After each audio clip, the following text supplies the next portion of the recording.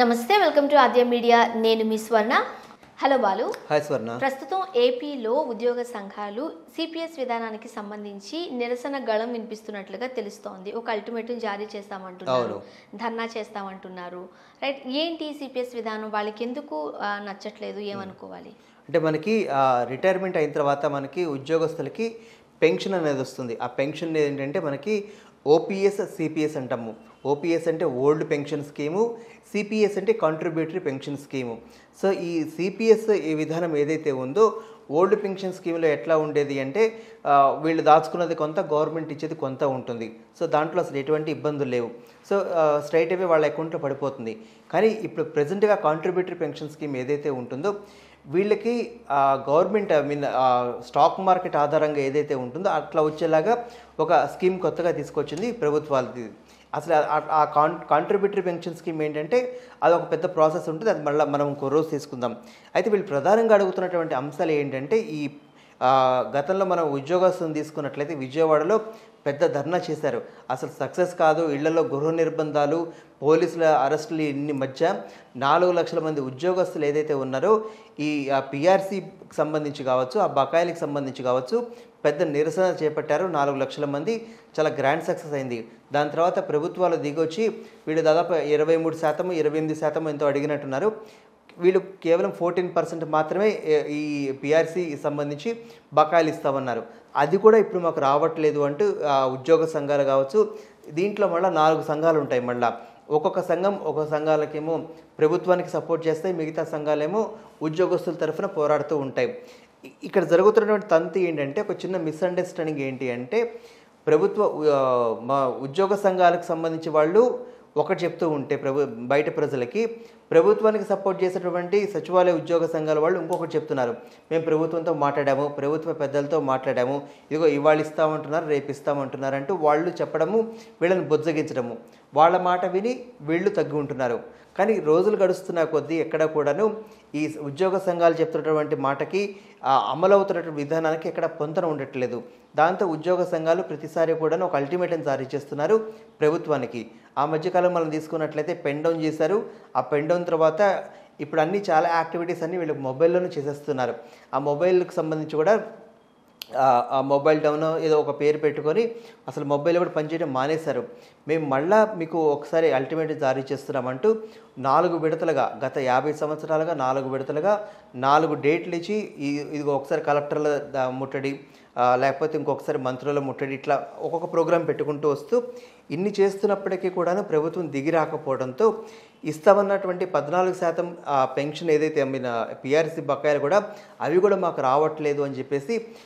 ఉద్యోగ సంఘాలు సచివాలయ ఉద్యోగాలు వ్యవస్థలు వేరు ఆ సంఘం వేరు ఉద్యోగ సంఘాలు వేరు వీటికి బొప్పరాజు వెంకటేశ్వర్లు ఆయన ప్రాతినిధ్యం వహిస్తూ ఉన్నట్లయితే వెంకటరామరెడ్డి ఆయన ఇంకొక ఆయన సచివాలయ ఉద్యోగాలకు సంబంధించి ఆయన ప్రాతినిధ్యం వహిస్తున్నటువంటి మళ్ళీ వీళ్ళకే మళ్ళీ ఒక చిన్న కుమ్ములాటలు ఒక అంతర్గతంగా వీళ్ళకే ఒక ఏమంటాం మిస్అండర్స్టాండింగ్స్ ఆ గ్యాప్స్ బాగా ఉన్నాయి ఈ నేపథ్యంలోనే ఏం జరుగుతున్నదంటే ఒక సంఘం ఏదైతే ఉద్యోగస్తుల సంఘం ఏదైతే ఉందో వాళ్ళు మరొకసారి అల్టిమేట్ జారీ చేశారు 50 డిమాండ్లతో కూడుకున్నటువంటి ఒక మెమొరాండం ఏదైతే ఉందో దాన్ని రెడీ చేసుకుని పెట్టుకున్నారు ఈ డిమాండ్స్ ఏవైతే ఉన్నాయో వీటిని తీరుస్తామంటేనే మేము ఖచ్చితంగా మళ్ళీ పనుల్లోకి విధుల్లోకి వెళ్తాము లేకపోతే ఖచ్చితంగా వెళ్ళటం జరగదని చెప్పేసి వాళ్ళు ఒక అల్టిమేట్ జారీ చేశారు ఇదే నేపథ్యంలో మళ్ళీ ఎవరైతే ప్రభుత్వ పెద్దలు ఖచ్చితంగా అది ప్రభుత్వం తరఫు నుంచి ఆ టాక్స్ ఏదైతే ఉన్నాయో అది సజ్జల గారు మాత్రమే చేస్తున్నారు సో సజ్జల గారి దగ్గర నుంచి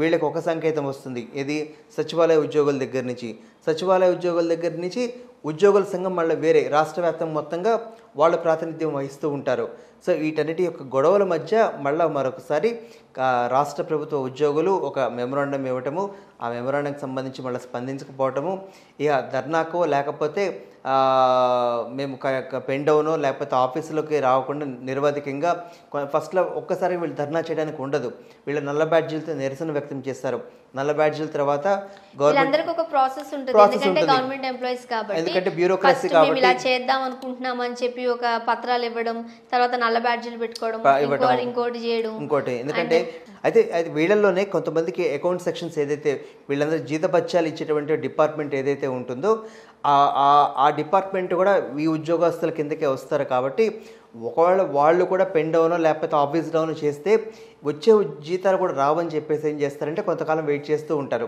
సో ఇంత జరిగిన తర్వాత ఏమవుతుందంటే ఆ డిపార్ట్మెంట్ కూడా పనిచేయాలి కాబట్టి కొంతకాలం గవర్నమెంట్కి ఒక ఛాన్స్ ఇస్తారు వీళ్ళు. సో ఆ ఛాన్స్ ఇచ్చిన తర్వాత అప్పటికి కాకపోతే అప్పుడు కూడా ప్రభుత్వం దిగి రాకపోతే అప్పుడు వీళ్ళు అనుకున్నటువంటి కార్యాచరణ ఏదైతే ఉంటుందో కలెక్టర్ల ఆఫీసులో ముట్టడి కావచ్చు, లేకపోతే పెన్ డౌన్ కావచ్చు, ఓవరాల్గా వాళ్ళు అనుకున్నటువంటి 50 డిమాండ్ల యొక్క పూర్తి యొక్క ఒప్పుకునేదాకా ప్రభుత్వం ఒప్పుకునేదాకా వీళ్ళ సమ్మెక్క కావచ్చు లేకపోతే ధర్నా కావచ్చు వీళ్ళు కూర్చోడానికి రెడీ అవుతున్నారు. కానీ బ్యూరోక్రసీ ఏదైతే ఉందో అటు ప్రభుత్వానికి ఇటు ప్రజలకు మధ్య అనుసంధానంగా ఈ బ్యూరోక్రసీ నడుస్తూ ఉంటుంది. వీళ్ళు కనుక లేకపోతే మొత్తం స్టేట్లో ఉన్నటువంటి పనులన్నీ అస్తవ్యస్తం అయిపోతాయి. ఉదాహరణకి మనకి మున్సిపల్ వ్యవస్థ ఉంది. మున్సిపల్ ఆఫీసులో వాళ్ళందరూ ధర్నా కూర్చున్నారంటే మనకి చెత్త తీసుకెళ్లేవాడు రాడు, లేకపోతే కాలువలు బాగు చేసేవాడు నడు, లేకపోతే ఇంటి పనులు కట్టించుకునేవాళ్ళు కానీ, లేకపోతే ఇంటి అవసరాలు తీర్చేవాళ్ళు కానీ వీళ్ళెవరు పని చేయరు. సో అదేమవుతుందంటే ఒక్కసారిగా ప్రజలకి అసౌకర్యాన్ని కలిగిస్తూ ఉంటుంది. అది రాష్ట్రానికి ప్రభుత్వానికి చాలా గొడ్డల పెట్టిగా మారుతుంది. ఎందుకంటే వ్యతిరేకత బాగా ఎక్కువైపోతూ ఉంటుంది. అంత దూరం తీసుకొచ్చే పని ప్రభుత్వాలు చేయరు. కానీ ఒక్కొక్కసారి ఏం చేస్తారంటే చూద్దాము ఆ నానుచుడు ధోరణి ఏదైతే ఉంటుందో చూద్దాం వీళ్ళు ఎంతవరకు వెళ్తారో, ఎంతకాలం కాలాన్ని వీళ్ళు సాగదీస్తుంటారన్న ధోరణితో ప్రభుత్వాలు ఉంటాయి. జనరల్గా గవర్నమెంట్ ఎంప్లాయీస్ లేకపోతే ఒక ప్రభుత్వ ఉద్యోగం వచ్చిందంటేనే వాళ్ళ జీతభత్యాల కన్నా కూడా ఫ్యూచర్లో వచ్చే పెన్షన్ మీద వాళ్ళే హ్యాపీ ఫీల్ అవుతారు. లేకపోతే ప్రైవేట్ కంపెనీల్లోనే వాళ్ళు ఎక్కువ సంపాదించుకుంటారు కూడా. నువ్వు గవర్నమెంట్ సంస్థలో ఉండి ఎప్పుడైతే ఈ సిపిఎస్ విధానమనో ఇంకొక విధానమనో తీసుకొచ్చి పెన్షన్లు కట్ చేసేసారు, సో వాళ్ళ గవర్నమెంట్ ఉద్యోగమైనా ఒకటే ప్రైవేట్ ఉద్యోగం ఒకటే అన్న పరిస్థితికి వెళ్ళిపోయారు. అది ఒక రకంగా చెప్పాలంటే అది పెద్ద దెబ్బ అనే చెప్పాలి. ఏమంటారు? అంటే మనకి హయ్యర్ అఫీషియల్స్కి వెళ్ళిన తర్వాత వాళ్ళ జీతాలు చాలా ఎక్కువ ఉంటాయి. కానీ మనకి క్లాస్ 4 అంటాము. ఆ క్లాస్ 4 ఉద్యోగస్తులకి ఒక విధంగా చెప్పాలంటే చాలా తక్కువే ఉంటుంది. ఇప్పుడిప్పుడు కాస్త పెరుగుతున్నాయి కానీ ఒకప్పుడు క్లాస్ 4 ఉద్యోగస్తులకి చాలా తక్కువ జీతాలు ఉండేది. కాబట్టి ఏమవుతుందంటే ఆ గవర్నమెంట్ ఉద్యోగం అనేది ఏంటంటే మనకు ఒక భద్రత లాంటిది. ప్రతి నెల ఫస్ట్ కల్లా జీతం పడుతుంది లేకపోతే పెన్షన్ వస్తుందనో ఆ భద్రత కోసమే చాలా మంది కష్టపడి చదువుతారు, ఎగ్జామ్స్కి అటెండ్ అవుతారు, చదువుకోవడం తర్వాత ఉద్యోగాలు రాబట్టుకుంటారు. ఇక్కడికి వచ్చిన తర్వాత వాళ్ళు ఏంటంటే మేము అడుగుతున్నది ఎంత అని చెప్పేసి వాళ్ళు అడుగుతున్నారు. కనీసం మేము ఇంత తక్కువ స్థాయిలో కూడా మేము ఆ డిమాండ్ అడగడానికి కూడా మేము సరిపోమా, లేకపోతే 14% 20% ఏదైతే మేము అడుగుతున్నామో మేము అందుకు కూడా మేము అర్హులం కాదా, దానికి తగిన వాళ్ళం కాదా, మా నుంచి మీరు ఎంతో ఎక్స్పెక్ట్ చేస్తున్నారు, ఎంతో సాధించుకుంటున్నారు పనుల ద్వారా. సో ఇంత జరుగుతున్నప్పుడు మాకు ఈ మాత్రం ఇవ్వడానికి ఏమైందంటూ ప్రధానంగా ఎంప్లాయీస్ యొక్క డిమాండ్. దీనికి ప్రభుత్వాలు దిగి వస్తాయా రావా అనేది, ఎందుకంటే ఖచ్చితంగా గవర్నమెంట్ పడిపోవాలి అంటే ఎంప్లాయీస్, టీచర్సు, ఈ మన టీడీపీ హయాంలో చంద్రబాబు నాయుడు గారు నెగ్గకపోవడానికి ప్రధాన కారణం ఇదేది ఎంప్లాయీసే. కాకపోతే అప్పుడు జరిగినటువంటి నష్టం ఏంటంటే చంద్రబాబు నాయుడు గారు మీరు సక్రమంగా పని చేయండి అని చెప్పి చెప్పడం వలన ఆయన అప్పట్లో నష్టపోయారు. ఎందుకంటే అటు జనభూమి కార్యక్రమం కావచ్చు, లేకపోతే తోమారు బాగా. అసలు అన్ని డిపార్ట్మెంట్ నువ్వు కలెక్టర్ అయితే ఏంటి, ఇంకోటి అయితే ఏంటి, శ్రమదానం పేరుతో రోడ్డు మీదకి వచ్చి చీపులు పట్టుకొని చిమ్మటం దగ్గర నుంచి జీర్ణించుకోలేకపోయారు అప్పట్లో అధికారులు.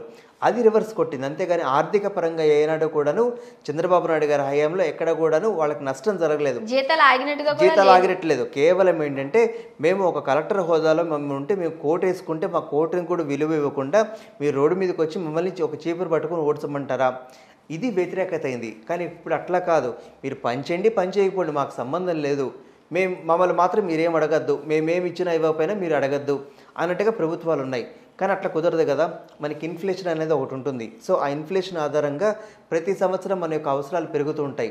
ఆ అవసరాలు పెరుగుతున్న దానికి తగ్గట్టుగానే మనకి ఆదాయం కూడా మనకి పెరగాలని చెప్పి ఆశిస్తూ ఉంటారు. అది గవర్నమెంట్ దాంట్లో ఎట్లా ఉంటుందంటే ఇంక్రిమెంట్ అంటాం ప్రతి సంవత్సరం. ఈ సంవత్సరం ఎంత ఉంటే వచ్చే సంవత్సరం ఇంక్రిమెంట్ ఎంత పెరుగుతుంది, ఆ పెరిగిన ఇంక్రిమెంట్తో ఆ నెల నుంచి జీతాలు పెరుగుతూ ఉంటాయి. మాకు అవి కూడా చాలట్లేదు. లేకపోతే పెన్షన్ స్కీమ్స్ ఏదైతే ఉందో మీరు కాంట్రిబ్యూటరీ పెన్షన్ స్కీము అంటే మార్కెట్ ఆధారంగా మీకు స్కీమ్ రావటం అనేది మాకు నచ్చట్లేదు, మాకు ఇష్టం లేదు అని చెప్పి వాళ్ళు నిరసన వ్యక్తం చేస్తున్నారు. బహుశా అది ఎంతవరకు సఫలీకృతం అవుతారో ఈ ప్రభుత్వం ఉండగా అవుతుందని మాత్రం నేనైతే అనుకోవట్లేదు. Thank you Balu, thank you so much. Right, thank you.